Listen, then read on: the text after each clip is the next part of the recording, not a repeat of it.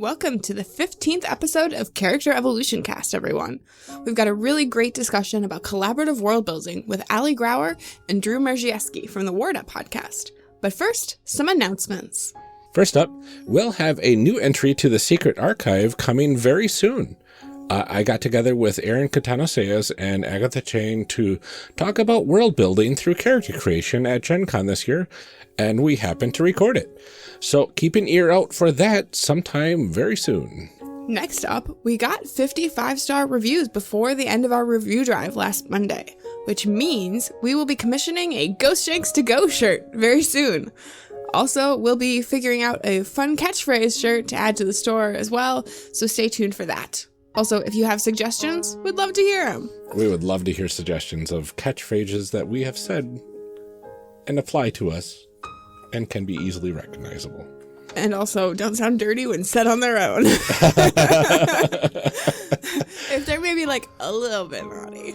Just a little bit naughty. Just a little bit naughty. That's okay then.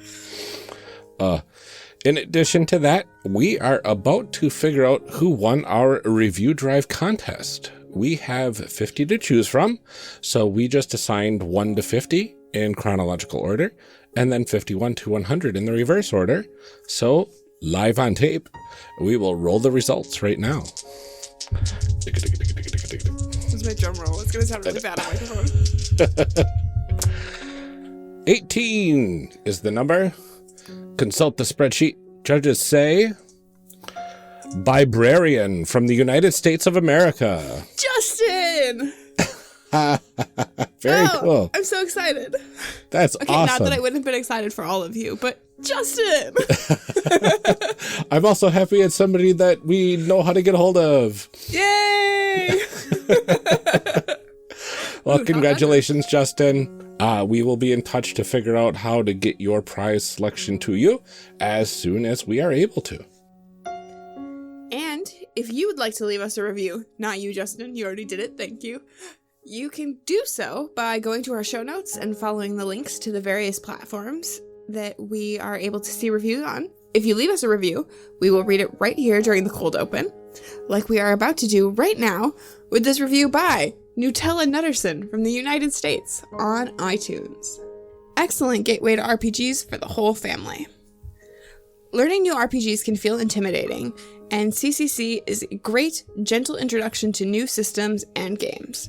The whole show is so chill, it's absolutely soothing to listen to, even when it's fish horror. It's also consistently kind and supportive, and that is something I really appreciate sharing with my family. Aw, thank you so much. Thank you. Fish horror.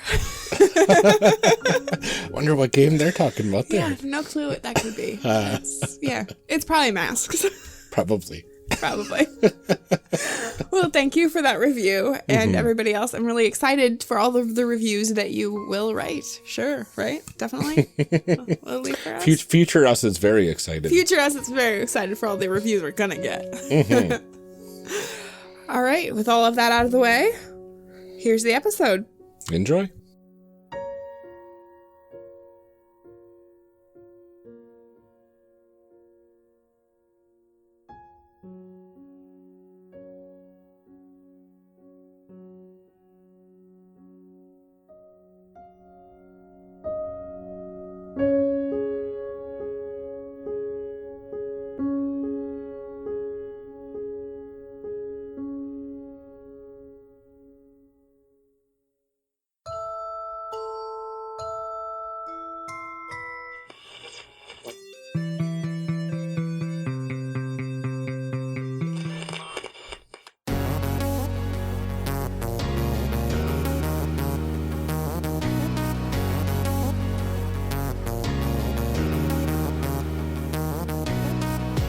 Welcome to Character Evolution Cast, a show where we discuss what to do with all those characters we just made. I'm one of your hosts, Amelia, and today my co-host Ryan and I are joined by Aly Grauer and Mierzejewski of the Warda podcast to discuss collaborative world building. Aly and Drew, welcome to Character Evolution Cast. Thank you so much for joining us.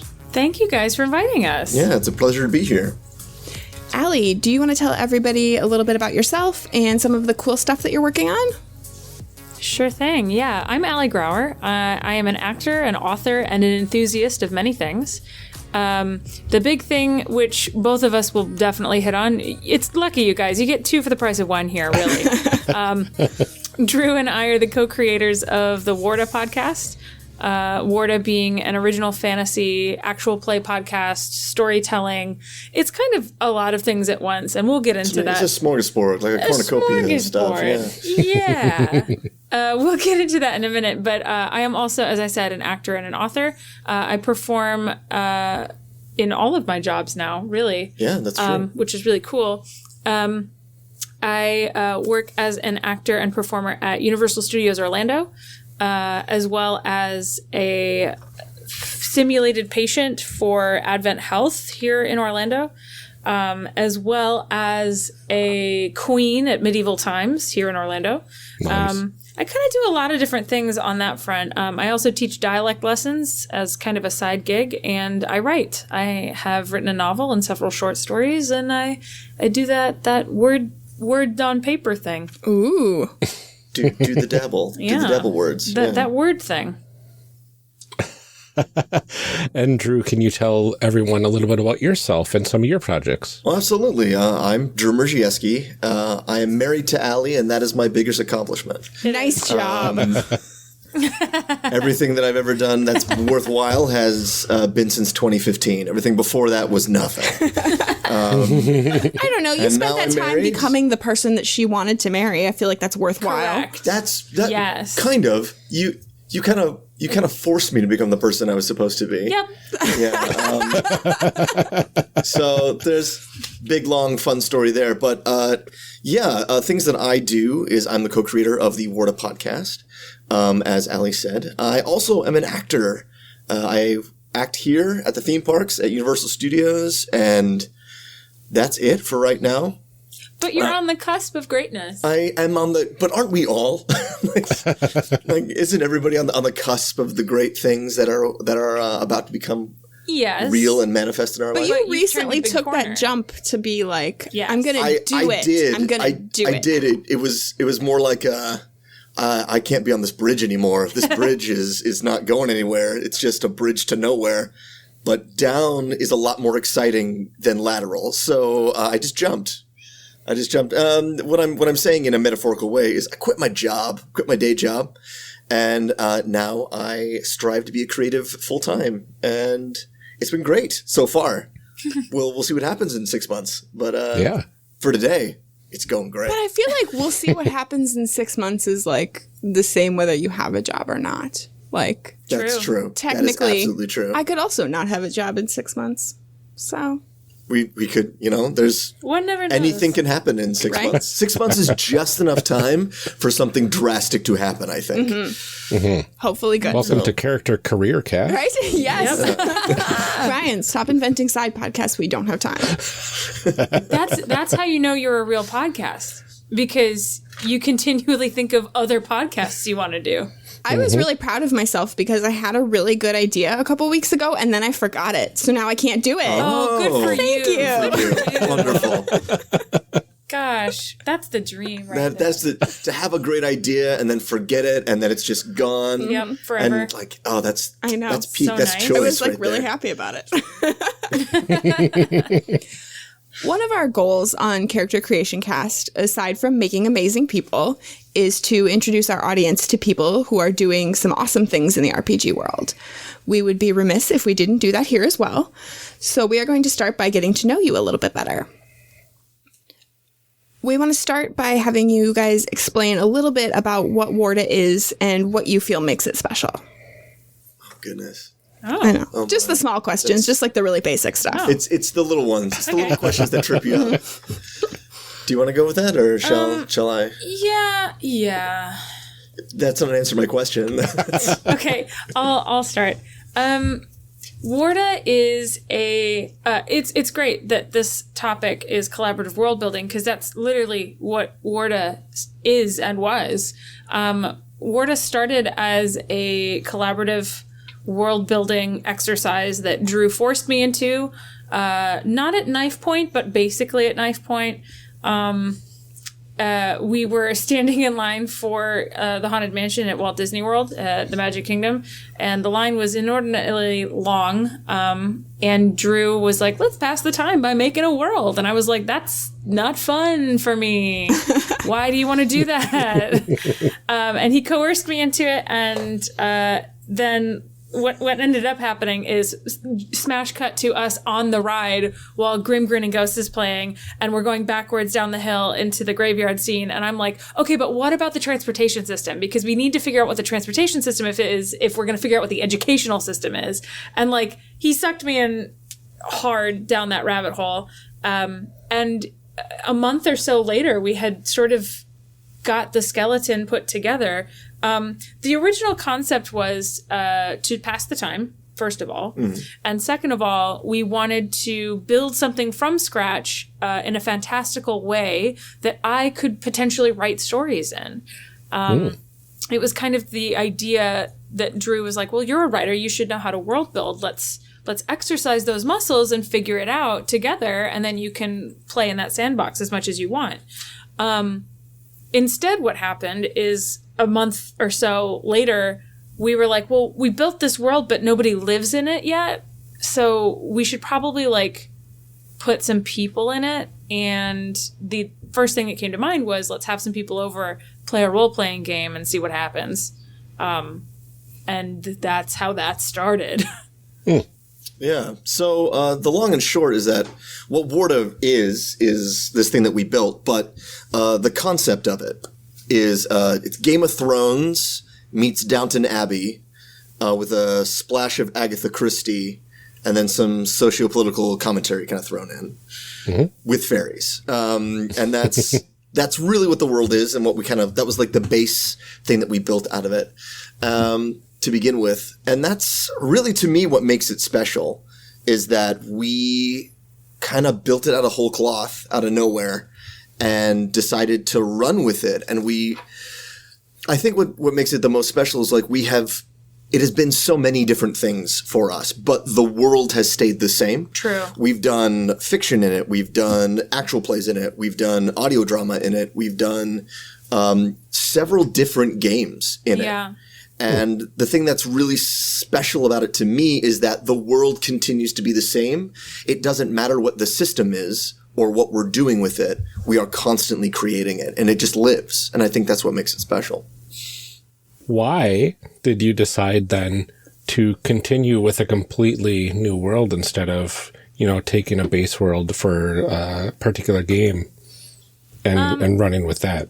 That's a good question. I mean, I think the initial impulse was, let's try a role-playing game in it, see how it runs. If you put, like, you can build a car, but it's not going to drive itself. You got to put, at least not yet. The future is now. You got to put people in the car, right? And see if it's comfortable, see what it sounds like, see how it handles. And so the idea was that's how we were going to do it for fun. And then, like a year later, TV's James D'Amato came to us and was like, hey, you guys want to do a weekly stream on our Twitch channel? And we were like, sure, what do you want us to do? And he was like, oh, whatever you want. That Warda thing sounds cool. And we were like, all right, cool. So at that point, we were like, well, we've built this world. It would be really cool to put it in front of a real audience. Because at that point, we'd been recording the sessions for posterity, but not for like public consumption. Little did we know. But so it was like, now the car is being test driven, but then someone was like, here, put this car on TV. And we were like, oh, okay. Yeah. We could do that. And it didn't, we thought about, when he asked us to do the stream, we thought about doing something else, didn't we? We did for like 3 seconds. Yeah. We were like, we should do something. No, let's just do Warda. Everybody likes D&D, though. We should do, well... Warda's, we should do Warda. Well, I think the thing that's really interesting, when you sit down and you decide, okay, am I going to do my own setting? Or am I going to adjust something that works? Or, what am I going to do? We decided to do it this way because when you sit down and you have those two paths, they really are different ways of interfacing with a world. If you're going to interface with a world that's already pre-existing, that's a lot of groundwork you got to do in the front of that. You, as the game master, or you as the player, have an entire world to learn. And if you've been reading that world for years, let's say it's Lord of the Rings, then, that's fine. You know the world backwards and forwards. You can just jump into that. But if it's, the Forgotten Realms from Wizards of the Coast, and you've never heard of who Elminster is or where Waterdeep is, then you're going to spend a lot of time on a wiki, and that's fine. That's great. That's great for games that are just starting out, that people who don't really know what to do with it. Yeah. It's great for you to sit down and be like, okay, cool, here's Waterdeep, and like give them the wiki page and just have them read that real quick and be like, okay, and then you build it. You're always going to world build on your own anyway. Even if we're going to spend time in Waterdeep, like the shops will not be the shops that are in the book. The characters that you meet in that book will not always be the same as they are written. So you're always world building, but you have a framework in what you're doing if you go with something that's already there and you're adjusting an existing one. If you're building something completely new, that is my favorite way of beginning a game anyway. Because in doing that, it's not just me building the world, it's everybody building the world. And as everybody builds that world, it becomes so much more personal to them. Because we're like, about that weird festival you decided that we talked about like 3 sessions ago, we're going to go to that festival and you came up with it. So what's happening there? Yeah. And that's what makes it very personal for your players, and very personal for you as a GM if you're doing that, or on both sides of that screen, is that it is something that is collaborative and being built real time and built between you guys. And you have such a deeper connection to it than if I said, all right, and now we go to Baldur's Gate, and everyone looks at you blankly and goes, what's that? Is it a city? Is it a keep? What is it? So yeah, that's why we decided to do that with Warda, is I really wanted Aly to stretch those legs of building something completely new and having an opportunity for the two of us to build something that had never been built before, at least to our knowledge. Yeah, at least to our knowledge. Yeah, pretty much. Yeah, that's it. This isn't on the outline, but I want to ask anyway, because it's my show. And also Ryan's, but mostly mine. Was it kind of scary then having other people sit down and play this with you? To have other people's kind of like sticky fingers on your thing? Obviously part of collaborative world building is that people bring in new ideas that you didn't necessarily have. But there's also, I think, at least for me, a level of nervousness about like this thing that like it's my baby and I made it. And, I have this vision of what it is. And sometimes other people coming in and, like I said, getting their sticky fingers on it is a little worrisome. Yeah, 100%. It having been my first attempt to build anything from scratch that far back, all the way down to the soil, I was nervous about it, but I knew that we needed warm bodies to figure out what was going to make it really tick. And if something was missing, they were going to show us what was missing, and how to figure out how to fix that, fill in those gaps. I remember our game 0 for that first session that we were playing for posterity in our basement. It was wild. We had index cards and scrap paper and markers and a whiteboard, and we were like, okay, so this is how it works. And they were like, right, but what about this? And we'd be like, okay, great question. Here, let's talk about that. And it was they were like, this is so huge, you guys. And we were like, yeah, we kind of went overboard. What do you think? And they were like, we got lucky because we pulled people we knew were great consumers of this level of fiction. And media. So we knew that they were going to be able to wrap their brains around it at some point. But that first night was scary for us because we were opening up this whole vault of stuff we'd been storing up and wanting to explain it in the best way possible so that they got it, and being nervous that maybe they wouldn't get it, or that maybe something would be weird and they would be like, yeah, but that looks like this thing that already exists and that thing is stupid or whatever, or maybe they'd be like, what have you guys been doing at home alone? Yeah, right. Yeah. This is really interesting, you guys. Yeah. Should get out more. But we got lucky that the people we pulled in to play with us were very game to sort of absorb it.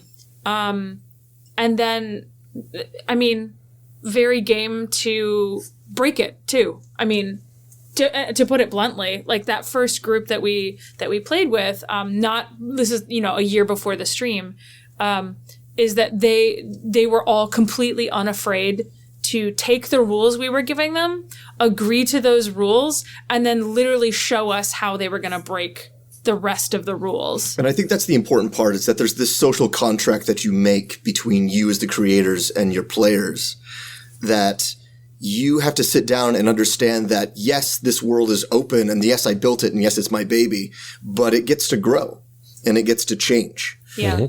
It cannot stay the same, as nothing can when it hits an audience. And so you have to make this contract between you and them, and they also have to sell into the fact that there are rules to this world. Like, I can't just say, and a chicken walks in, and it's 5 feet tall, and it speaks Norwegian. Except we do have dire chickens, don't we? No, we don't. Oh, we have dire everything else. Yeah, goats. Yes. But that's the idea, is that, like, if they did that and be like, well, that's against the rules in the setup that we make. Right. And so if they understand that contract and you understand your end of the contract, it's much easier to come to a collaborative space. Yeah. I mean, it's consent. It's sitting down and being like, do you consent to be in this world and follow these rules? Yes. Do you consent to let those rules change if it's in a narrative way? Absolutely. Exactly. The thing I always tell myself whenever I get to a point where I'm like, I feel that the prick of, they're messing with that. I don't know if I want them to mess with that. Is, I have to remember that this is not the last world I'll ever make. Just as the character you're going to make for this world is not the last character you're ever going to make. This world is not the only world you will ever make. You will make another one, and if something didn't work in this world, guess what? You can take that and make it in your next one. Yeah. There's always something new, and there's always something on the horizon to build or make or do. And so you can't sit there and be precious with it. And we weren't with this. Matter of fact, the world was completely broken by our players. Completely shattered. And that was okay. It was great. It was terrifying in the moment, but at the same time, I was like, this is great because this changes everything and it takes it in a different direction. And that's what's great about narrative storytelling between a group, is that you don't know what's going to happen. And that's what's fun. I would also like to add that when we did start doing the live stream with a new cast of people and a new point in the timeline of Warda as a whole, that Drew as a GM has a really strong instinct for involving his players in whatever he's running, in decision making and like setting the scene and creating, like he was saying, like creating a festival that's happening or a shop that's down the street or whatever. Like he does that consistently in all of the games he runs, regardless of the situation. And that carried over very strongly into the live stream, that by having the Twitch chat present, not only was he able to incorporate new ideas from the new cast members, the new players, but he was able to be like, okay, chat, tell us what color the dress is that Lady Gaynor is wearing tonight. Or, chat, tell us what the headlines are in the latest script. Like what's the word on the street about the latest crime, And that first stream we did, I was like, oh my gosh, because they're going to say something weird. They're going to say something off the wall. They're going to say something that doesn't fit. And I realized that didn't matter, because the best things came out of people responding in the moment, coming up with something on the fly. The chat is responsible for so many things that are now like canon. They're just canon, just in pure Warda. canon and like foundational to what Warda has become in our heads. And that's amazing. There's something really incredible about that. That's awesome. It's like crowd-funded world building. Mm-hmm. Yeah. That's really cool. So between the first group and the second group, the streaming group, the world was basically a continuation from the first one? Sort of. So when we played the first campaign. It's called Winds of Change. It was that experimental, how does this world fit? How do these characters work? These are all people with very strong super objectives and motivations that they want something big out of their lives, and they're willing to do whatever it takes to get there. And then when we decided to do the stream, we were like, all right, let's not put this story on the stream, because we were already a year into the campaign. We were like, let's start from scratch and let's set it, a couple years back in the timeline to give us a little bit of wiggle room to play with that canon, that timeline. And so the second one, the streaming set, was called Curiosities. And that's what a lot of people were brought into the world with, because that was the earliest thing on the timeline. I think it's like 4 years? Or 10 years. Okay, it's 10 years apart. And so we gave ourselves that margin for error and that margin to figure out new people in a new setting in the city and give them the freedom to do whatever they wanted, right? But also to allow for the fact that in 10 years, these other people will be our focus doing all of this other stuff. It also gave us this opportunity to bring in people from that first game, from Winds of Change, into Curiosities and introduce them. Prequel style. And be like, but it was prequel to us, but not to our audience. Our audience was like, that was the cool part. Here's this cool person. We're like, you just wait. I already know so many things about them. Yeah. And that was one of the fun things about it. And it was tricky setting that up because there were only certain things, but you had to be careful about where we were putting our focus because I knew what happens. And so the group had to be like, okay, we're going to look at this and look at this and look at this. And the stories tended to be smaller. They tended to be not overarching world-changing events like you would see in a high fantasy. They tended to be smaller, self-contained mystery stories, noir stories. And that's the thing about world building and making your own world and being like, guess what? Any genre fits in here. We can do anything here. We can have an overarching, world-ending calamity happen, or we can have personal romance stories that happen between two people, and that's it. And that's really, that's one of the things I find most special about Warda, but most special about building a world from scratch is if you're going to make it that way, that's in your foundation, is that you lay that foundation that way. Yeah. So far, what is your favorite thing that has come out of this process? Even if it's just like one specific detail about the world or something you've learned about world building. I learned a lot out of this process. I gained a deeper appreciation for the Star Wars prequels, having to do prequels, and understanding like this is where everything ends up, sure, but we need to make sure that everything fits to make sure that that happens. And like I gained a lot of formative kind of feelings for collaborative story building with a group, with a chat, with your characters, with that, and allowing that. And a lot of that I've kind of come to as my core philosophy with collaborative world building came from doing this. And so it's really helped me kind of define my process. They talk about how mastery of a skill is not about how good you do it, it's how consistently you do it. And so anybody can go out on stage and have a great performance, but only masters can go out on stage and have a great performance 100 times. And so like really doing this was me learning what my process is so I can be consistent in my world building and how this works and how we collaboratively build stuff. That's my favorite part of it. There's also a ton of fun things that came out of Warda that I like what? Like Sandir. Sandir Trundali.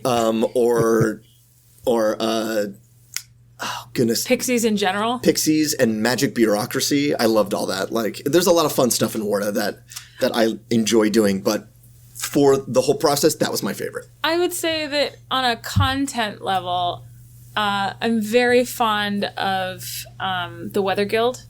And in Warda, we built it so that weather is scheduled and weather is art. So the Weather Guild consists of masters and apprentices and, you know, all sorts of people who specialize in weather magic. But, you know, the way that society views it is it's like you can open the script, the newspaper, and look up who's up for the week or whatever. And you can be like, oh, you know, Weathermaster Van Claude is up this week. I love his 7-pointed snow. It's just absolutely gorgeous, you know, or his perfect days are my favorite perfect days. You know, the way that they craft the weather through magic is seen the way high society in the early 1900s would have viewed like impressionist art, which is like very, very, it's a crosshair of some of my favorite things. And so I really, really like that, how that came about. But as far as the process, it's weird. Well, I don't know that it's weird. I mean, it might be weird to some people, but the bottom line here, folks, is that Drew and I are married. And so it wasn't just that we were building a world from scratch to experiment with. It's that as a married couple, we were also learning how to creatively communicate with each other in a way that was not only effective, but respectful and like coherent. I know a lot of people who are in very happy marriages, but can't create things together because they cannot, they don't see eye to eye on whatever level. They don't communicate what each of them needs, or maybe even their creative interests just lie in such different genres that they can't collaborate on things. I know a couple of married couples who are very good at collaborating together. The steampunk authors T. Morris and Philippa Valentine come to mind. They're married and they have written like 7 novels together, and they're great. But going into this, not only was Drew helping to stretch my world building muscles as a writer, but I had never built anything at all like this with a partner, let alone a partner that I was romantically involved with. And so one of my favorite things about Warda is that even though there were absolutely times where I wanted to jump out a window because I didn't understand something that we were working on, or I didn't see a way out, or I didn't see a solution or whatever, that the process of building everything has taught Drew and I how to communicate as collaborators. And it's, I mean, that's pretty life-changing. Like, not only is it like the foundation for this podcast that we've created and this multimedia experience we've created and we continue to create, but it's setting sort of a precedent for other creative endeavors that both of us may encounter in the future. Well, and collaborating with anybody on stuff is never easy. Like, I've worked on projects with people that are like my best friend, and you have these moments of like, what are you talking about? Shut up. Like, why? That's not important. Why are you stuck on that thing? And like learning to work through that is really difficult. Oh, yeah. Yeah. I mean, and even just down to like, as you're trying to work through something in your head, the way you communicate that may not make a dang lick of sense to anybody else in the room. So there are times where I'll be like, yeah, like this. And Drew will be like, what? No, that's not what it's like. It's like this. And I'm like, I don't know what that is, you know, and then we have to rewind a little bit and unravel it. But that's absolutely true that like, doesn't matter who you are. Collaboration can be very difficult. But if you have the patience and the give and take and the wherewithal to be able to pick apart each other's thought patterns, that over time it gets easier and easier. Yeah, absolutely. So what is something about your world that you haven't determined yet, but you really want to get to sometime? No, I have an answer for this. Okay. So, our world has over 4,000 years of history. And I wanted to go big with that to leave lots of room for lots of stuff. It also was necessary because our world is populated by fae that live a very long time. In our world that we built, I was sick of humanity being like the end all be all. Like we are human, therefore our lens is usually human. And I was tired of seeing everyone like, oh, it's the humans that are oppressing everyone else. And I was like, well, let's turn it around and we'll make it humans are at the bottom of the barrel and there's something way higher than them.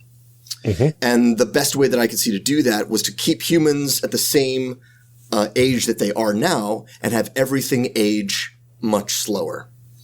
And so you have Fae that live 900 years, like a very, very long time, to the point that if a human comes up to you and goes, hey, this is wrong, I would like to change this, they look at it and go, we'll just wait 50 years and then that will go away. And so by nature of that, we had to have a very long time, or we were going to have characters like, oh yes, my grandfather was here at the very beginning of this city. And so I was like, 4,000 years. It's a big, long time. Let's put that in there. So we had this big, long section of time, and we start our story in the 4800s. So we're almost to 5,000 years of history that have gone by. Wow. And there is a section of this 5,000 years called the Governor Era. It is what I would consider the medieval Renaissance of our setting. And that entire section of time has the godlike Fae, the highest rung of Fae, which are called the Seelies, which live forever. They don't die. Yeah. And they are all powerful. Unfortunately. And they are godlike in their abilities. It has them having a much more personal touch with the people and the world itself. In the setting that we are now, in the 4800s, in the Guild Era, as we call it, they are completely absent. They're there, and they are in places like you could, if you were living in Warda, in the city of Amangrad, and you were having a wedding, you could absolutely send an invitation to the Dare and the Mab and all the other Seelie, and they may come. You don't know. They do exist, but they have removed themselves from society, from everyday society. In this Governor Era, though, they run the society. And one day we're gonna delve into what that looks like when a godlike being is basically a king, a god king over a section of the world. And what happens then? What do all those other god kings and queens and rulers decide? Like, what does that happen? I'm very interested in that, and one day we'll delve into that. But it's one day we'll do that for sure. I agree with that. I think the Governor Era would be super fun to do. I mean, I also have a keen interest in going all the way back to 0 or 1. Because the world, this is not secret knowledge. The world of Warda existed prior to the Fae arriving. The Fae are not of Warda naturally. And so when Drew talks about there being almost 5,000 years of history, we're talking about the modern age with Fae.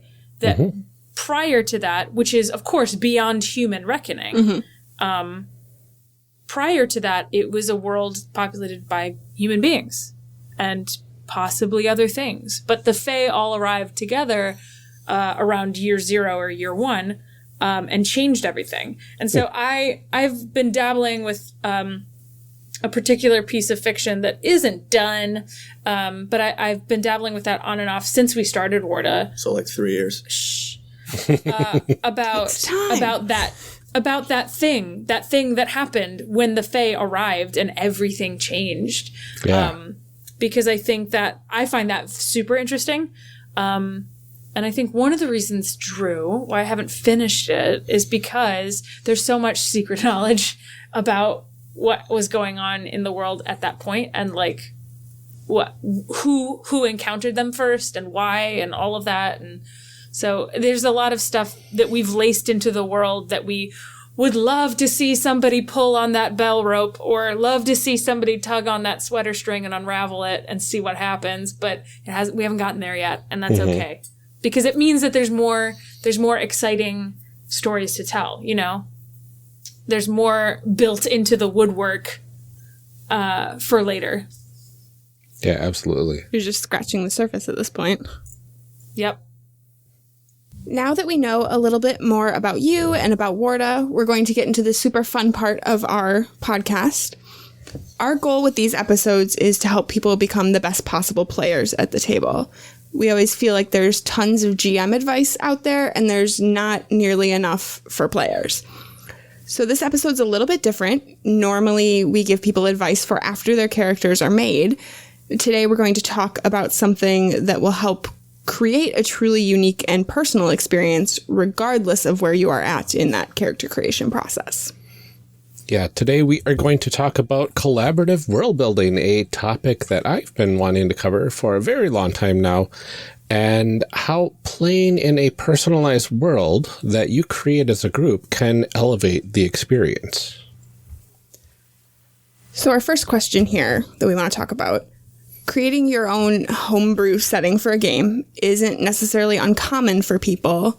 A lot of times, though, it's done solely by a GM who then shows up to the game and informs their players, here's the world that you're going to play in. Like, I've created this thing for you.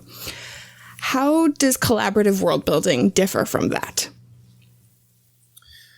Well, I think the first thing, the biggest thing in how it differs from a GM bringing you an already made setting and you just kind of building a setting together, is that contract we talked about in the very beginning.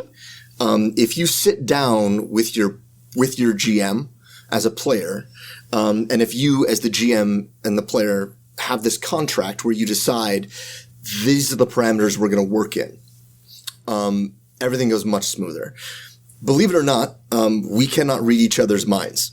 And that is a hard, honestly, it's a hard lesson to learn. Yeah. Mm-hmm. That somebody who's looking at you cannot tell what you want in that moment. That there is no nonverbal cue you're going to give somebody that makes them immediately know what's going to happen and what they want from you. Mm-hmm. And so talking to people and letting your needs and wants known in the very beginning as you begin to build is very important. And it can be hard. It can be very hard to sit down with somebody that you care a lot about or people that you don't know and to say, okay, we're going to make this social contract between everyone and then we're going to start building. So I think that is the very first thing you do. That's the first brick you lay. As you begin to build a world, you sit down with your players. I actually recently just did this. I'm running a game, Dungeons & Dragons game, for a group of my friends from Universal. And they were like, I asked them what they wanted to do. That was the first thing. I was like, do you want a pre-made module? Do you want a mixed up thing? Like, what do you guys want? And I said, one of the options was, do you want me to make a world? And they were like, yes, we trust you. We want you to do that. And I immediately went, okay, that's not going to work with this group. I can't just show up and have like, here's my 300-page thesis on this world and slide that across the table and be like, you will now have 30 minutes to review and then we will begin.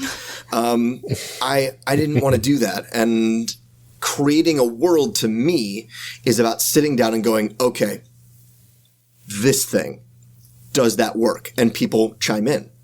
Mm-hmm. And then when you finalize that, you go, cool, that raises these 5 questions. Let's answer those 5 questions. And you go person by person figuring out how this works. And when somebody in the game goes, oh, my character is such and such. Like if we were like, oh, yes, my character is absolutely a soldier from that undead army and I'm now alive. I've been resurrected in some way.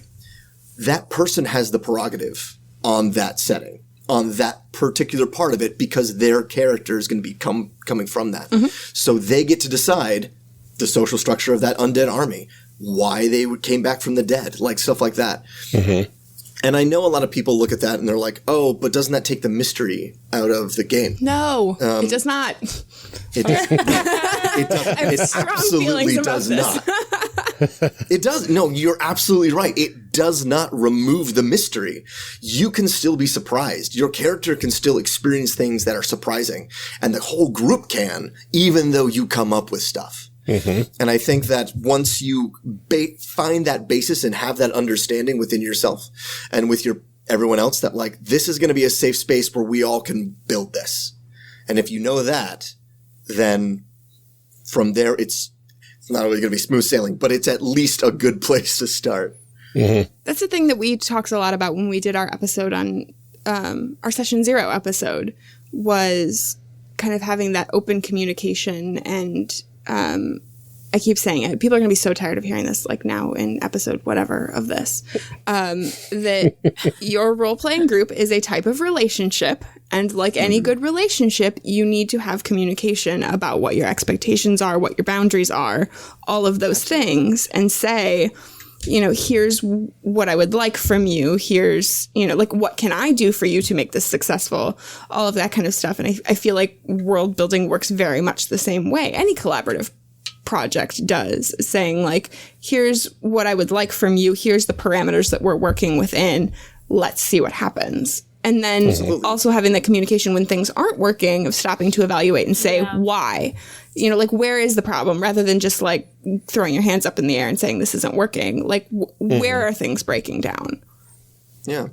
I mean, any relationship we have is a collaborative world building experience. You get married and that's a collaborative world building experience. Yep.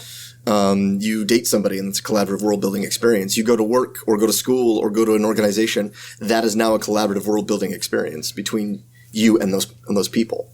All of these things that we talk about in gaming have real life applications. We're not just a bunch of nerds sitting in basements, you know, trying to escape the world. I mean, we are that too sometimes. We are that too. We are absolutely also, that We too. contain multitude. But also, we are learning how to, because that is what storytelling is. That's what mythology is. Mythology and stories are teaching us how to be human. Mm-hmm. And that's what we do when we role play. We tell stories and we learn how to be human. Yeah. One of my favorite parts about collaborative world building with others is seeing everybody kind of riff off of one another. Mm-hmm. When somebody comes up with a cool idea, but it's not exactly solidified. And then another person's like, well, what if we add this? And then that sparks something in somebody else. And now it's just idea after idea after idea of something that makes this initial, like, that was a pretty decent idea into something that's just remarkable and now crucial.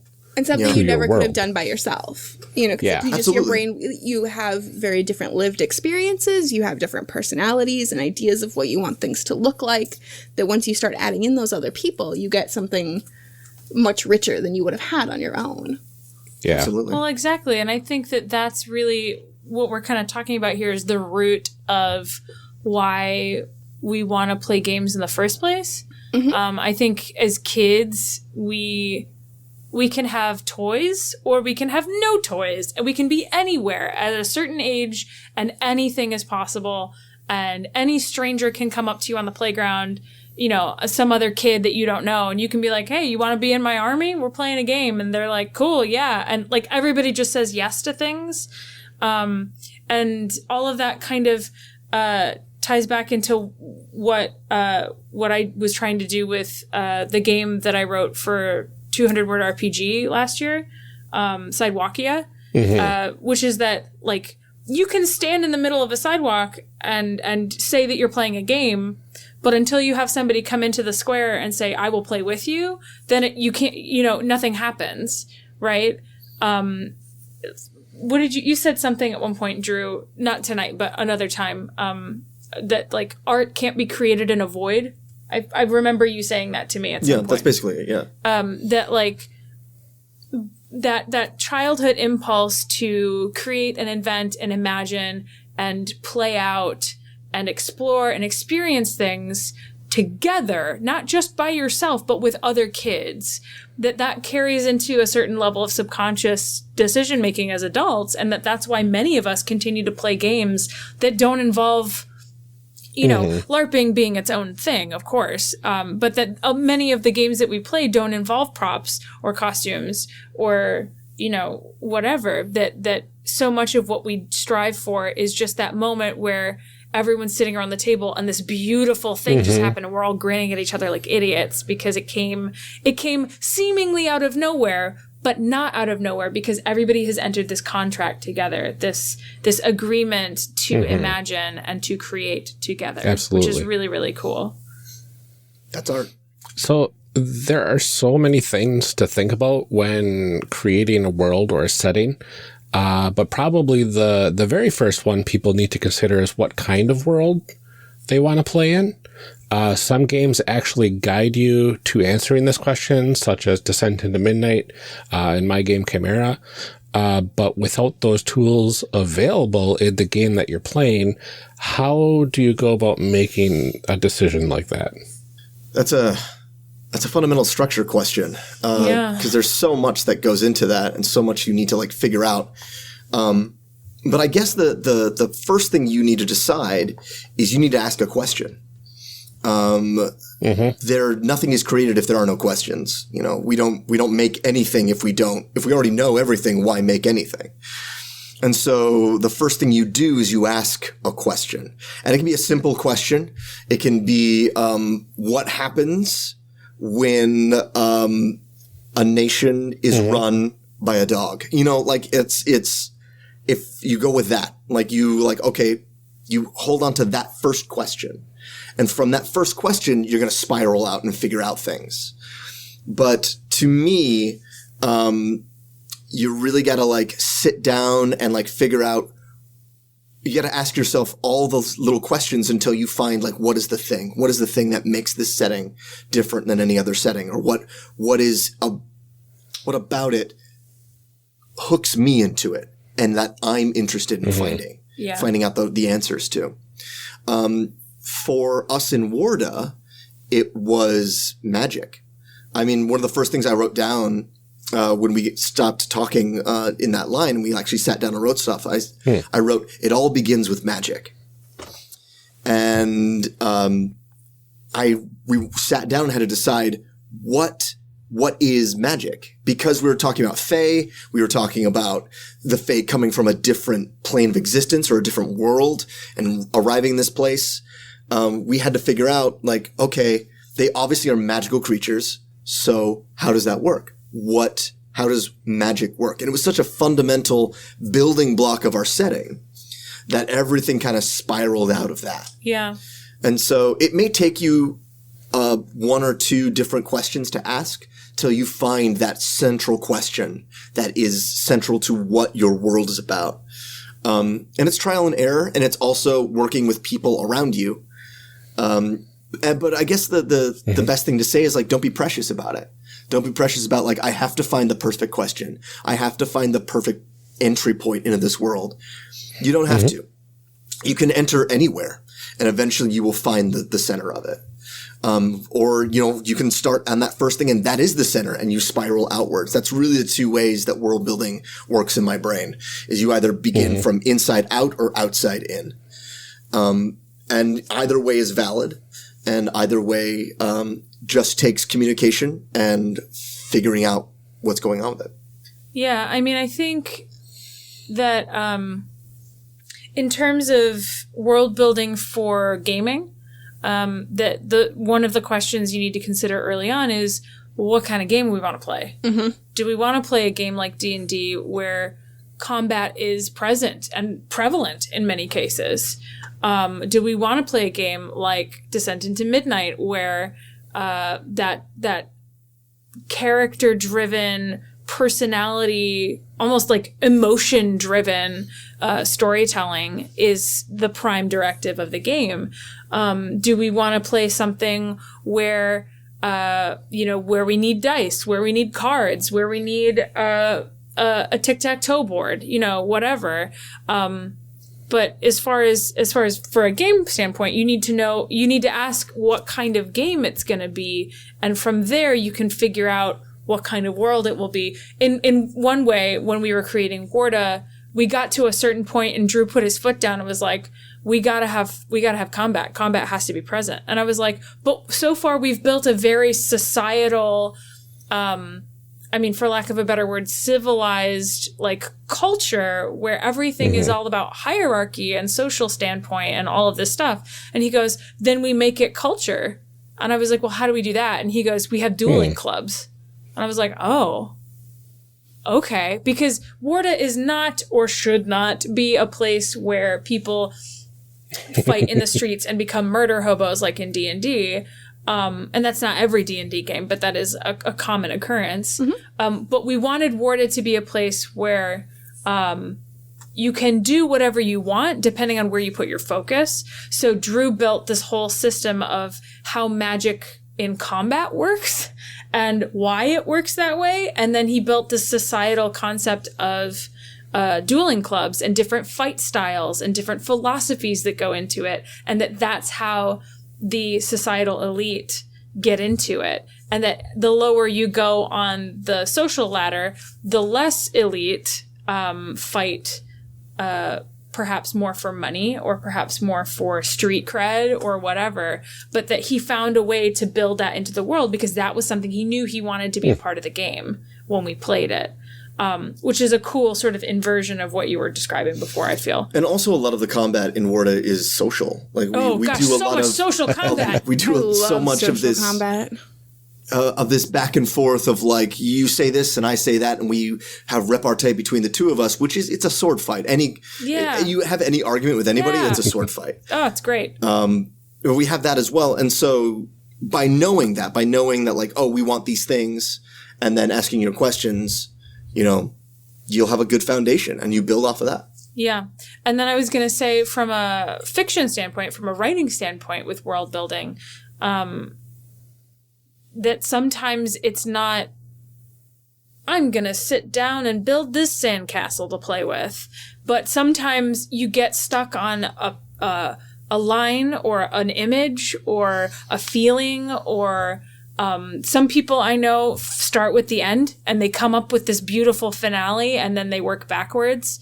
And they build the world around this moment that they've seen in their head. For me, the current thing I'm working on started with an image of basically like a female cowboy, but her mount is a unicorn in a world where unicorns are like wild Mustangs. And they're everywhere. And it's kind of like I was stuck on why are they everywhere? Why is this the thing in this fantasy world that I want to explore? And obviously I'm a sucker for unicorns, but I wanted to see what would happen. And so I built backwards from that with Drew's help and have created this high fantasy storyline with the trappings of an American Western. So it's an interesting combo that came out of one image of this character riding a unicorn into the sunset on the range, you know? And sometimes you have to build from that image or that feeling or that character or even that banter between two characters that you have in your head and build outwards from that moment. Rather than sitting down with a clean slate and a fresh pen and saying, okay, I will now build a world from scratch because I know that that's super daunting and scary. But that a lot of writers I know find that those idea buds come from really weird places. And if you keep digging around them, you come up with a whole treasure chest. One of my favorite things to go to first is figuring out what type of genre that you want to play with. So if you're doing high fantasy, that's going to look a lot different than like a cyberpunk world, right? So figuring out what type of genre everybody wants to kind of play in can definitely spark the imagination of everybody around the table of what they want to see in that sort of world. I think that sort of leads into our next question too, which is what details do you think are sort of the most important to consider? And obviously this is going to depend wildly on the group and what kind of game you're playing and things like that. But when you start to build a world from scratch, what things do you think people really need to think about or consider as part of that world building? For me, the first thing that I always ask is aesthetic.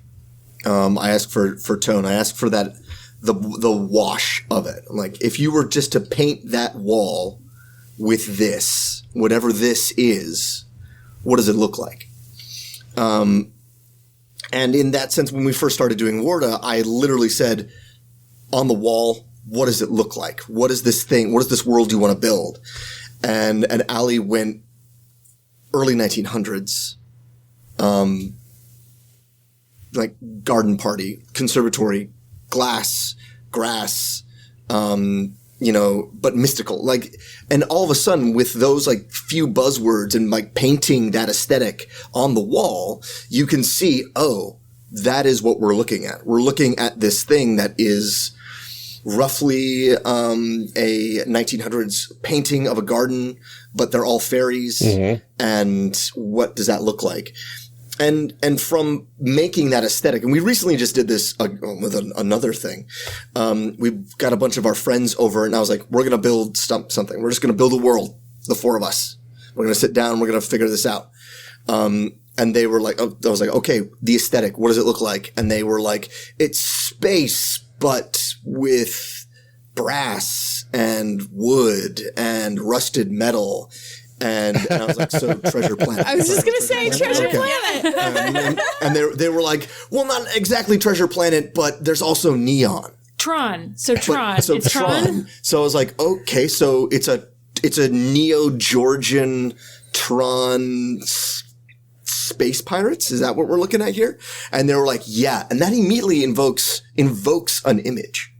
And it invokes that patina that you've kind of painted on that wall. Yeah. And looking at it from different angles, you go, okay, so I feel like this is this kind of genre, or we're going to go with these type of people, or we're going to go with this level of tech. So that to me, by getting all those ideas down in the very beginning and looking at that wall and then having everybody who's sitting there going, well, I see this and I see this and I see this. None of those answers are wrong. All of those answers that they just gave are absolutely correct for what we're seeing, and they can all now be a part of the world that you're building. Yeah. And I think the way it like spider webs from there too, like if you talk about your like early 1900s garden parties, already tells me like, okay, here's what the level of technology is, but we are in a society where garden parties are a thing, right? Like you are in a sort of like like there is this cultural aesthetic to that too. Then, like we are not in like a wild anarchy sort of free range nowhere kind of a place. Like you have set social structures then too, right? And so it's like you've already built up those like basic elements by just saying like we have garden parties. Right. Yeah, I think that's super important that and it's not something that I realized until I started collaborating on things with Drew, that aesthetic is a really great starting point. Partly because as a writer, if I can see something, I can write it. If I can't see it, I have a hard time getting into it in a big way. And same thing with reading. Like if I'm reading something and I can't see who is talking well enough, I struggle to connect with what's going on there. But that I know that that's not true for everybody, and it won't be true for everybody. But since working with Drew, I really like the idea of starting with a look, an aesthetic, a feel, a texture, and then spiraling outwards, like you said, Amelia, from there, because that does tell you tech level, and it tells you about their language, and it tells you about the structure of their world on a social level and on a political level. So, I mean, I feel like, I don't know, I feel like the aesthetic is a good starting place just from the experiences we've had. But I know that, like you were saying, Ryan, like you need to know what genre you're going to play with first. That like, if you lay down genre and then you layer on top of it an aesthetic and make some choices, make some big, bold choices there, that it can take you in totally new directions. Like I'm sitting here thinking, if I didn't start with aesthetic and I knew I was doing fantasy, myself and probably an infinite number of other people would assume the same aesthetic for that fantasy. We would assume, the ranger has a deep green cloak with a silver clasp and a quiver of arrows on their back and boots that are covered in mud from the road and the tavern and the pony pulling the cart. And, we're all going to go to that Tolkien place, right? As a baseline. But the beautiful thing about fantasy fiction and fantasy media now, where we are now with things in the year of our Lord 2019, there are so many other options. And there are so many things that we haven't explored. Like you could put you could write down a ton of, like you said, Drew, buzzwords and put them on scraps of paper, shuffle them around and pull 6 of them out of a hat and build that world. Easy. Like that's a really good idea. That's actually, a great way to jump in, right? But I'm saying that both for myself and for anyone listening who might be like, but how do you come up with an aesthetic? You know, the other advice we have for you is Pinterest. Yeah. Pinterest is amazing. Pinterest is so great. Like, goodness. There's so much there that you wouldn't have thought of if you just keep clicking around, you know. And actually, in Pinterest, if you just put the word aesthetic after what you're looking for, oh my God, so many wonderful things. It's the magic word. It's the magic keyword. You could write down, you know, dark fairy tale aesthetic, and you just get like this wash of color and pictures, and you're like, oh yeah, that's exactly what I want. Or it's that, but you know, there is no metal. You know, it's like whatever you want to do with it. I mean, hell, you could even type in something from an existing IP. You could type in Star Wars aesthetic, and you'll probably come up with things that are from Star Wars, but that make you go, ooh, I didn't notice that, or ooh, that's what I'm looking for. You know what I mean? And so there's that wonderful technological tool that we have to just sit down and be like, new world, new board, new aesthetics. What are we doing here? Let's look at that. Let's look at this. Let's make some sections. Let's just troll Pinterest for 6 hours, and like cast our nets and see what we can gather up. And that's the fun part of it for me. Like, just kind of going out and fishing for that and like figuring that out and finding ways that you've never looked at it before. And also, I mean, yes, the aesthetic for me is the most important. And I realize that I've answered the question. Yes. I think, I mean, some of it is going to depend too on what you're doing with this world you're building. So in the case of Warda, you wanted to be able to use it for games and for writing and all of those kinds of things. I know personally, when I like to look at playing a game, one of the questions that I like to ask in our session 0 always is, what is the tone or the theme of this game? Like, what kind of themes do we want to explore? Are we talking about like family? Are we talking about revenge? Are we talking about revolution and things like that? And I know that sometimes that can be helpful in building your world. So like if you start with something like revolution, okay, obviously there's a system where some people are on top and some people are not, right? Like what are you revolting against? And so you kind of like start to build out from there too by saying, these are the things that I want to explore. And some of that world building then will happen more in the game than before the game. But you kind of start getting an idea of like, these are the things that are important to the story that I want to use this for. And I think it also kind of narrows the focus a little bit, because I think world building can be really daunting sometimes too, because you're like, okay, I need a government system and I need to know the history and I need to know like all of these details. Whereas if you start with a theme, you're like, okay, I need to know how it relates to this particular piece of it. Yeah, exactly. So how do you ensure that the world you create isn't too restrictive then? I have a follow-up question for that. In what way? Especially if you're going to be playing in this world, like you don't want it to be, especially if you're going to be playing in this world and constantly adding to it.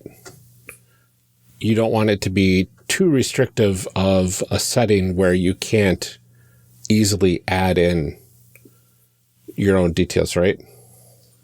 I think this is something that more happens like the longer you've been playing in that kind of world. But like, how do you get to a point where it's not like you have to read this full Wikipedia page before you can sit down and feel comfortable moving around in it? We don't know what that's like. I don't understand the question. Word is too big. I mean, but I think that's part of it too then, right? The answer is like, if you make a world that's big enough, you should feel free to move around in it, you know? For sure. Yeah, I mean... Here's the thing. I think the best way to make sure that your world isn't too restrictive on your players and on yourself, if you are the one building it and also you if you're playing it, is to realize that, again, go back to that contract we set up in the very beginning and realize like, okay, what are the rules here? What can I change? And if you're feeling restricted, if you're feeling like, oh, I don't feel like I can go in that direction with it, The question is, why not? Right. So much of what we say is impossible is absolutely possible in our real everyday life. And so why shouldn't it be for your made-up fantasy world that you are now in, that it is absolutely possible for you to do that? And if it is, if you're just going to sit there and go, so I'm going to decide that in this world, I've gotten to a point where I no longer want to be a part of this social structure that we're in. I would like to leave that social structure. And if we sit there and go, but we've established that nobody leaves this social structure at all, that to do that is death, you have to sit there and go, then I'm the exception. And then build how you are the exception. There is always an exception. Mm-hmm. And the exception and the contradiction is usually where the story is. When I was learning acting in grad school, one of the things they would always tell us is that your character is in your contradictions. Hamlet, his contradiction is, we look at his super objective. His super objective is, we can throw out any number of things, but let's just say his super objective is, I want to be seen as competent because I am not competent. That is his contradiction. And so his whole arc is then him trying to see himself as competent, trying to prove to everyone that he is a competent person, when in actuality he is not. And that's the contradiction, and that's where the character comes from. It's the same thing when you're building. If you get to a point where you feel the contradiction in your character or in the world, you go, that's where the story is. That's where the interesting thing is happening in the world. If I'm building a world and I get to a point and I go, yeah, it's impossible to do that, but the characters need to do that, or this needs to happen, then you go, this is the story. This is it. This is it. This is where it is. And so if you have that formula in mind as you build things and as you're learning things about the world, I don't think it can become too restrictive. In the idea that if it gets too big, remember there's always corners of the world that no one's explored. And you can always be like, well, great, we've built all this. We built all this stuff. Let's now look at this small corner over here and we'll tell a story in that corner. And we'll build out from that way, and eventually we'll hit the rest of the story, and now it is a part of the story. Right. Yeah. Which is interesting. And if there are parts like, well, that contradicts with that and that and that, then again, those are your stories. How do those work?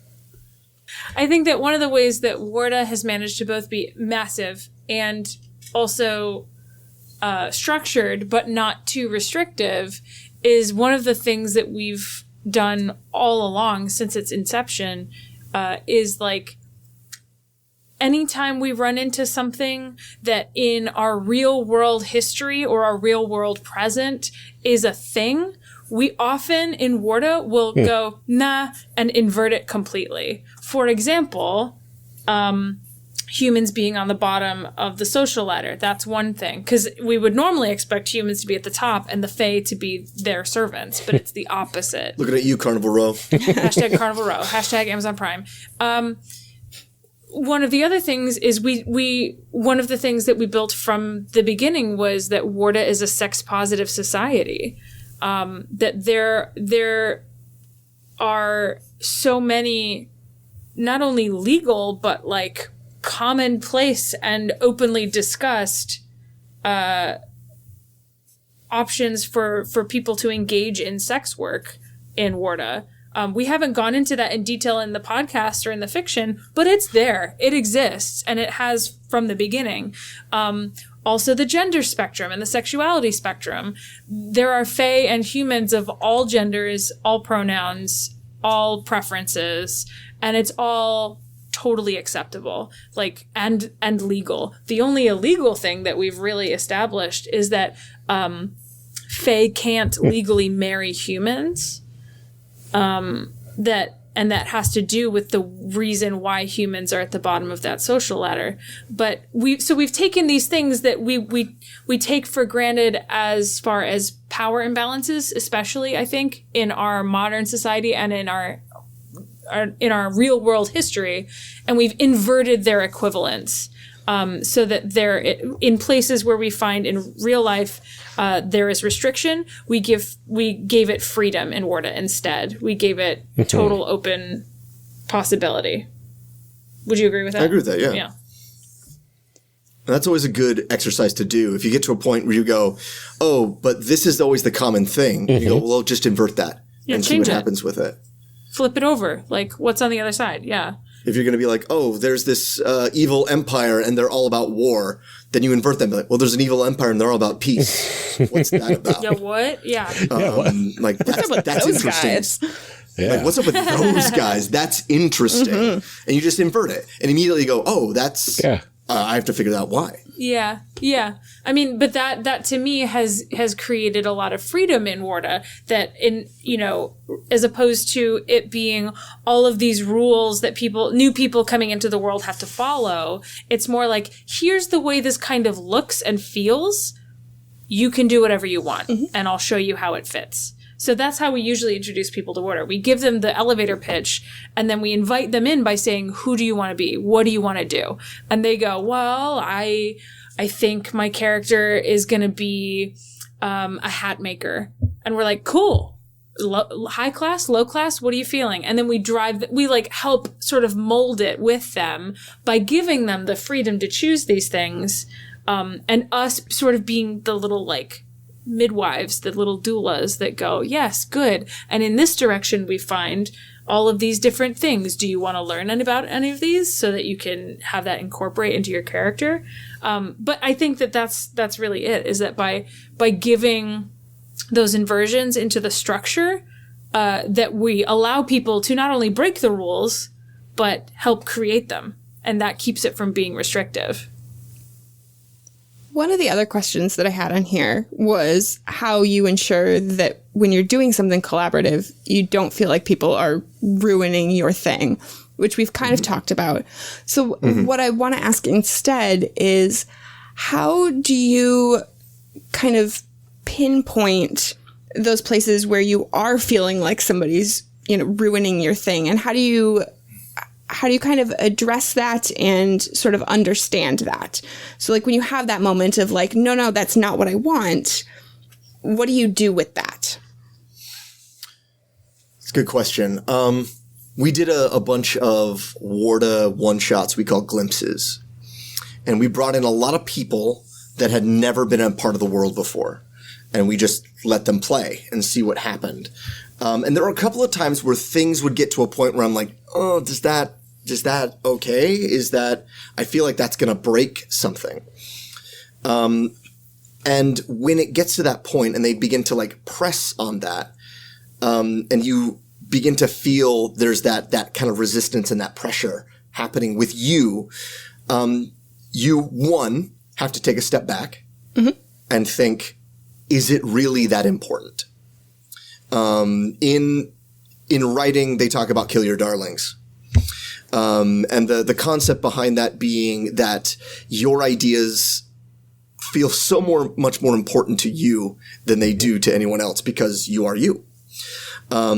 And sometimes your ideas are not always the best ideas. And so if it gets to a point and you have to sit down, you have to remove yourself from the equation, remove yourself emotionally from it and look at it and go, in the whole, if this is now changed, will it destroy everything I want? And if it doesn't, you have to be okay letting it go and letting it quote unquote, not die, but change. But let us say you look back and go, no, that is a linchpin to this entire world. I need this to remain the same if I want to continue doing this down the line. It is 100% okay to stop and look at your players or look at your GM or look at anybody there and go, hey, this is what I'm feeling about it. And that's terrifying. It's terrifying to stop everything and pull everyone out of the mind space that you have built to go, I'm uncomfortable with changing this. But you can do it and you should do it. It's the whole reason behind the X card and all the other safety mechanisms we're beginning to build into our games. And those are not just for things that are I'm uncomfortable with, child torture. It's also being I'm uncomfortable with changing our non-binary queen, our non-binary ruler into a king. I'm uncomfortable doing that. and then being okay, and then as a group saying why, and not in a like why you do that, why can't we do that, but being like, this is obviously very important to you, why. There's so much to be said about taking a moment and having empathy for everyone at the table as a creator, and understanding that they are feeling probably the same things you are feeling. If not exactly the same, they at least deserve your empathy and deserve your ear. I think that's all the more true when you're doing something as a collaborative project that like you've all put something into, and then recognizing that like as much as this thing, pulls at you, it probably pulls at them in different ways too. And so the first thing I go to is like, okay, if this thing feels bad to me, why does it feel bad? Like, what part of it feels bad? Is it because I'm worried about what it's going to do for my character? Am I worried about how it's tied to this other thing? Do I just like feel kind of icky about it? Like, where is that distress coming from? And then sort of like backtracking from there to say like, okay, is it something that I should just let go of? Is it something that like we can make adjustments to and still be okay with? Like, how do you, like that's a conversation that I think that you need to have, especially when it's collaborative. And that's the key. It's a conversation. You get to open up that conversation, and you should be open and allowing of that. Yeah, that makes a lot of sense. So we've got a lot of tools to create these worlds. And there's a lot of different ways we can go with the creation of these worlds together. Do you have any suggestions for cataloging the information about the worlds that we come up with? We got into Google Docs in a big way.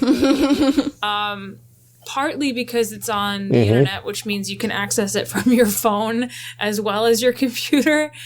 So we could add things and edit files while we were like out and about coming up with stuff on the fly, which was very useful. It meant that we could collaboratively edit these files together at the same time, which is very useful.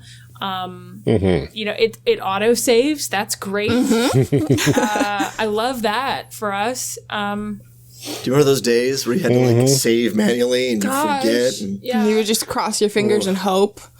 Yeah, and you go, wait, how long ago? You forgot your floppy disk at school in your locker. Oh, gosh. Man, yeah. Yes. What even is a flash drive? Gosh. But yeah, so I mean, I'm sure there are other softwares, but Google Google Drive has been our rock and our foundation from the beginning of Warda. We also both do a lot of writing things down by hand. We carry notebooks and pens with us wherever we go. And we take a lot of handwritten notes. We both have notebooks from the beginning of Warda that are still filled with stuff that we wrote down at the time. And most of it made it into us transcribing it into Google Drive so that we have it forever. And we're not going, hey, where's that notebook? What notebook was I writing in at the time? Well, until society collapses. Yeah, until society collapses, Google Drive is sort of my vote. I have played around with things like D&D Beyond and World Anvil and stuff like that. Those programs that are made for world building, and they are so daunting. Yeah, there's a lot to because you go learn. in. You have so much to like learn, and how does this work, and what does that work? And so I always go back to Google Docs, which is, day one when I was 6th grade making a story, and I would just be in Microsoft Word, just typing things. Yep. And that's, I transferred over to Google Docs doing that way. But really, really the best thing I can say is whatever works for you. Yeah. Whatever you're going to use and is going to be good for you. If you're using a, Dewey Decimal System, card catalog for what you got, that's great. If you're going to use notebooks, if you're going to use Google Docs or World Anvil or whatever, I mean, I use a lot of spreadsheets. Love a good spreadsheet. Spreadsheets are amazing for characters. For characters, especially. I use spreadsheets all the time. Timelines. I have timelines for just information that needs to be quantified in a small block and that you want to see it in one go. Spreadsheets. Do we use spreadsheets for math? Never. Never. Only for writing? Yes. Because Correct. Because we are us, and math is hard. Math I is love bad. math. Qualitative, not quantitative. Yeah. Yeah, and it's okay. You can like math. It's- You're allowed to write it. Yeah, you're allowed do to what's good for like you. it, Ryan. So yeah, like for me, that's the main thing. And it's good to remember to be organized in what you're doing. Not just in cataloging your information, but organizing that information in such a way that is easily accessible to you and to everyone around you. One thing that I am starting to do, I haven't done it in the past, I've tried to do it in the past and it hasn't always worked out, is I will do a title, like a table of contents doc, where I write down everything I know that I'm going to write about. And I'll like write about it here and there and like have it all ready to go. But if there's something that I'm like, oh, this blurb is not enough, I need to do a whole page on it, I will have a whole page and I will make sure that is in an appropriate place. But having that first big page of these are the important things. Here's our timeline. Here's this thing about the Fae. Here's the thing about humans. Here's how half genes work. Here's how magic works. You know, all having the touchstones of what's going on in your world that are the most important. And then being like, if you're interested, please see, A1, like, keeping yourself organized, because if you cannot find the information you wrote, then it might as well never been written. I know some people use Wiki as well, where you can set up like wikis on like Wikia or whatever. It makes it a little bit more public.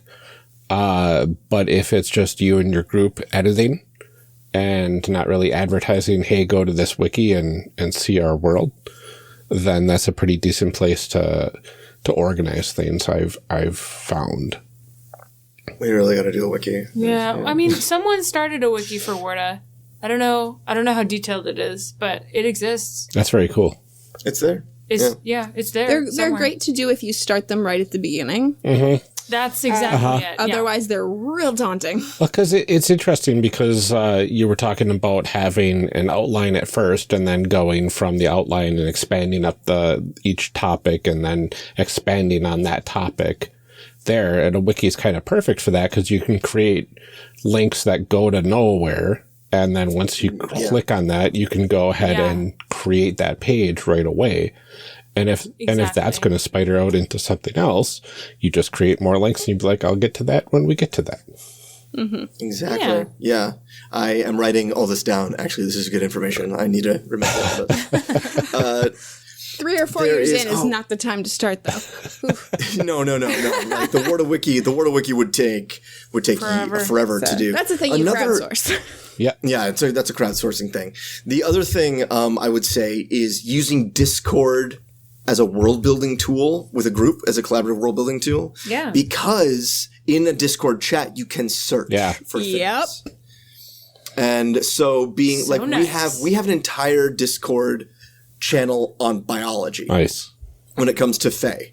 So we would sit down and be like, okay, the Earth Fae, the Sylvani, what is their biology? How does it work? How does life, death, and birth work for them? Like, how does that work? How does this work? How does reproduction work? How does all the other bodily functions work?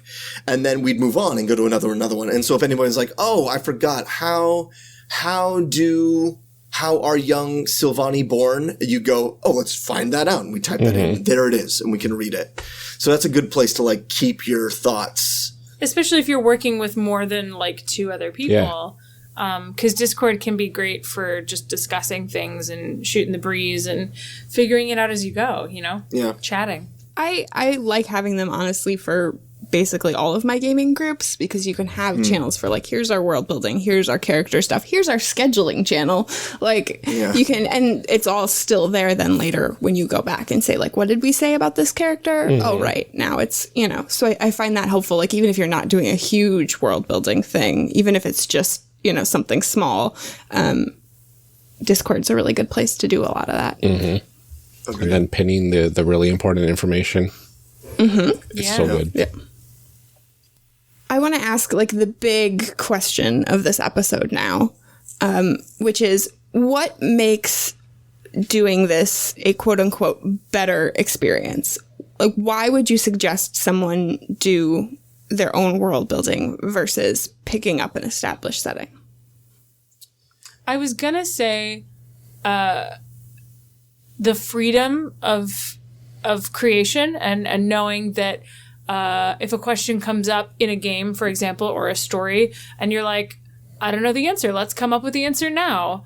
Versus knowing that the world exists already in a book that you have to read and know and remember and check and cross-check and all of that. I was gonna say that, but then I remember that like 9 times out of 10 when someone asks me a question about Warda, I don't remember the answer, and I have to turn to Drew like he's the DM guide and go, hey, honey, do you remember how this works? And he'll be like, yeah, it's this. And I'm like, great, yes, correct, that's right. I was just checking. You just have Drew instead of a book.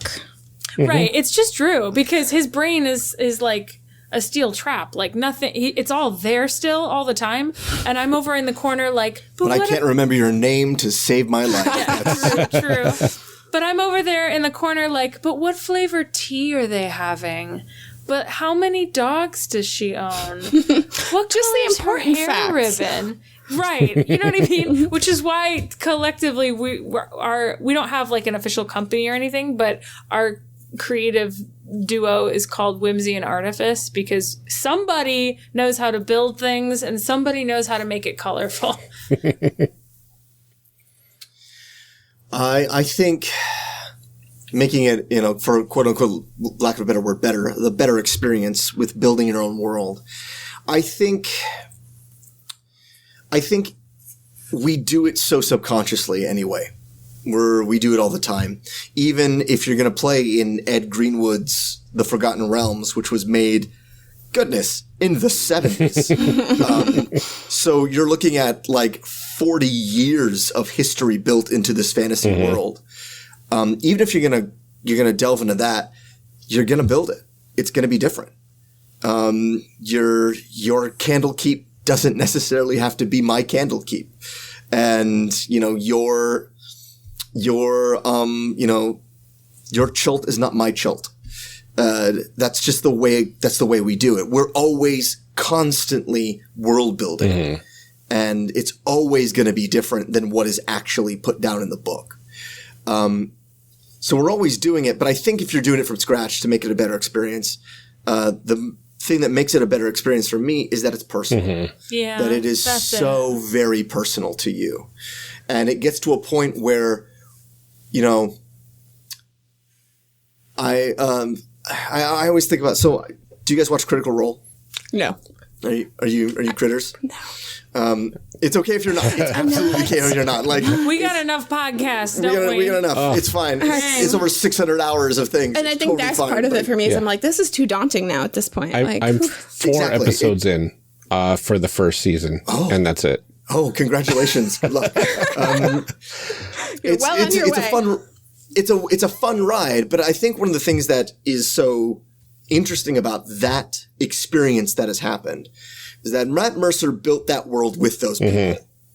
And he's able, and I mean, they're also like, that's the funny thing when people are like, why isn't my group like Matt Mercer's group? They're like, well, they're professional actors. Yeah. Like, that's one thing. Most of them have been on Broadway. Like it's when they were children. Come on. We do have an episode about that. Why doesn't my home game sound like this actual play that I listened to? It's like, well, because okay. Anyway, we could go on forever about that. But what I feel is really interesting about it is that because they built that world together.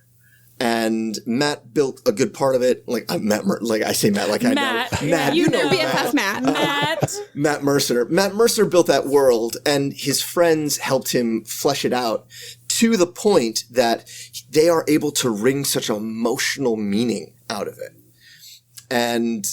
And like, if that's not the game you want to play, if you're not going to play an emotional game where you're like living the story and living these lives and are trying to figure out, why did my parents leave me as an orphan when I was little? If you're not looking to find those stories, maybe world building isn't for you, in this genre that you're building. But if that is what you're looking for, it is so personal in what you're doing, and you find so many things about my character, not just my character, but me. I built this thing. Yeah. And it is now this thing that I built, and I have it. And not only did I build it, but it now is affecting everyone at the table in what I built. And not only that, but I am feeling a heightened emotional state because only because I built it, because I'm interacting with it in a way that now has its own life. I built this thing and now it lives. Yeah. And there is no better feeling than that, than making something and seeing it come to life in front of your eyes. Which is why I look at Critical Role and I'm like, I shake my fist at the heavens, because that's what they did. They did the thing that everybody wants. They turned their D&D game into like an animated series. So now they can see all of it and feel all of it. And so many people do that. And it's the dream. And you can feel that. You can feel just like those guys feel by building a world and making it this way and giving yourself over to it. And that's why I think it's a better experience. And I think what you're saying there, Drew, and correct me if I'm wrong, is that it doesn't matter if your original collaborative world building experience has any audience at all. As long as you and the people you are collaborating with are in that agreement together and playing and creating and exploring and discovering, that feeling is still there, and that I mean, art can't be created in a vacuum, like we said before, but art can exist in a private place. And that feeling that you get when you've all come together on a scene and it has gone terribly even, or really, really well, and like everybody is on that same emotional wavelength, that's really fantastic. Yeah. And that it doesn't have to be for an audience. It doesn't have to be for a Twitch stream or a Patreon or anything. It can just be you and these people that you're playing with, and it can just be for you, and that's okay. And I can guarantee that Matt Mercer and Laura Bailey and Liam O'Brien do not feel any more than you do at your table. Like, it's not, their experience is not somehow holier or better than yours. But your experience is just as heightened as theirs. And that's the thing, I think, is that, like, you see the fun that they're having, you can have this too. Like, that's really the crux of it, is that, like, you watch how excited people are when they're doing things. Like, you can always hear it in podcasts and things when people are like, oh, what about this? And it's like, you can have that too at your own table. Like, even if nobody else in the world hears you have that moment, like, nobody else in the world hears your really good idea, you still had a really good idea. Yeah, exactly. And that's the reason we do it. Like, at all. That's the reason we do any of this, is because we get that rush. We get that feeling. It is there. And we are creators. That's what we do. We create. And we feel the joy from it. And that's why we do it. Absolutely. I think I just always feel like happier, like mucking around in my own thing too. Like, you know, and not that you can't take an established setting and play around with it. Like, as someone who routinely plays L5R and is fully aware of like the amount of lore that there is there, like, it still feels really good when you have like your own world and you can kind of like pull different strings and you can just decide, you know what, this thing, it's here now because I need it to be. That like, I just feel much safer. Safer is not even the right word, but like more comfortable, and like I'm quicker to do those things in my own settings than I am in an established one, because I'm not worried that it's going to like break something in like down the line. Right. Yeah, and collaborative world building feels a lot to me like painting with imagination with the people at the table. Like, an established setting, you're still doing a little bit of painting with your imagination, but it's more paint by numbers kind of thing. Detailed work, instead of here's a blank canvas, let's make some art together. Yeah. And that's awesome. Yeah. I think it immediately ties the people at the table together too, because you know that, like, you know, if you read a setting and I read a setting, like, the way we interpreted those things could be very different. Whereas when you're sitting at a table together and you say, okay, this thing happened and is important, and you are directly interacting with me as I say that, I think, and like having input on it, I think that we have a much more shared experience there too. Yep. Yeah, I agree. Yeah, with the that. process of collaboration really kind of cements that camaraderie together and the buy-in of we're doing this together, so let's have fun together. And you probably end up with less, of people trying to control certain things. Like, this is the way I felt it should be from what I read, Yeah. Well, that's not how I read it. That's not what it said. Yeah, exactly. Just also just don't play with those kind of people. But that's a whole other thing. Yeah, I think it is a much more is a stronger experience for me personally. It's just like I'm way more attached to it and to the other people around me. Well, very cool. It's good. It's real good. It's real good. It's just basically, it's real good. Oh, wonderful. Well, is there anything else that we want to say before we wrap up for the day? You're an artist. Everybody is. That's what it means to be human, is to create and to make art. And so you have that in you. And so don't be afraid to do it. Just let it out. Just let it out. Yeah. And I mean, I would like to circle back to don't limit yourself to not speaking up when something is heading in a direction you don't like. Or if something is heading in a direction you do like, speak up. Let your fellow players know. Let your GM know, make it known. Yes, I want my character to have a romance subplot. Yes, I want to see what happens if we all get transported to this other place at random. No, I would like to not see any more of that body horror. Thank you. But like we were saying before, that it doesn't take away the mystery of the game. The game is not a present that you get to watch the DM unwrap for you. The DM wants you to unwrap it with them. This is the whole theory Right? behind these series of episodes. Is just you don't show up and have a game happen to you. Right. There's a whole are the game. You are part You're of the it. game. Yeah, and the sooner you realize and embrace that, the more fun you will have at the table, and the less bad things will come up randomly and make you feel bad. We don't play games to feel bad. We play games to create fun things, have fun, laugh, enjoy each other, come up with things, feel emotional catharsis, all of that. Same reason why we go to the theater, go to a movie, Oh, this is the theater. This is the theater of the modern age. Yeah. So, I mean, embrace that you are a part of that process, that you have that creative agency, make your opinions known and listen to others when they make theirs known, and make that a good experience. Absolutely. Awesome. Well, thank you both so much for sitting down with us. We really do appreciate it. Drew, can you go ahead and remind everyone where they can find you online and your current projects? Absolutely. You can find me on Twitter at Worlds2Forge. You can also find me on where else? Where else can you find me? Places, things. In Shout Orlando. really loud. Shout right. Drew! Drew, where are you? Hey! You can find me there on Twitter. I'm usually on Twitter, He's always on Twitter. I'm always on Twitter. You can find us at, what is our Warda thingamajig? It's... Which one? Simplecast. You can watch the show, listen and watch the show. Yeah. It's on the One Shot Podcast Network, so oneshotpodcast.com. It's also at warda.simplecast.fm. Yeah. And our Patreon is what?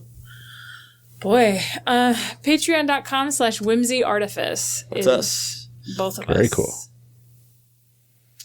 And then that's you can find me in... Yeah, I guess I'll say mine I was now. going to say, 'cause we're- Aly, tell us about you and your project. 2 for the price of 1, like we said. Patreon.com/whimsyartifice. Welcome to Warda.com, although the website is still kind of under construction. That's a whole other can of worms. We know that Warda.simplecast.fm, or on your favorite podcatching app. I am on Twitter at Dreams to Become. I am on Instagram at Dreams to Become. I have a website, dreamstobecome.com. My SEO game is strong. come find me, come talk to me about stuff. I like stuff. I like talking about it. Yeah, I mean, my website does have some pages where you can look up my work with dialects and voice stuff, as well as performing, acting, and my author stuff. So you can check out my my fictional work if you should so desire. And that's dreamstobecome.com. Very cool. Well, thank you so much, everybody, for listening. Thank you, Aly and Drew, again, for joining us. And everybody join us next week for another exciting episode.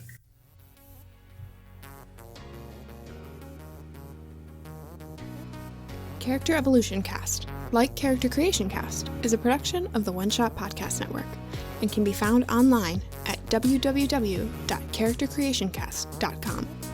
Head to the website to get more information on our hosts and guests, or even find some of our character sheets. Character Creation Cast can be found on Twitter at CreationCast. I'm one of your hosts, Amelia Antrim, and I can be found on Twitter at Ginger Reckoning. Our other host, Ryan Boelter, can be found on Twitter at Lord Neptune. Music for this episode is used with a Creative Commons license, or with permission from the podcast it originated from. Further information can be found within the show notes. This episode was edited by Amelia Antrim. Further information for today's guest can also be found in the show notes. Thanks for joining us. And remember, we find that the best part of any role-playing game is character creation. So go out there and create some amazing people. We'll see you next time.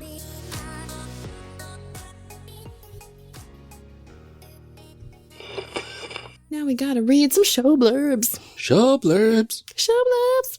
Show blurbs. Show blurbs. Character Creation Cast is hosted by the One Shot Podcast Network.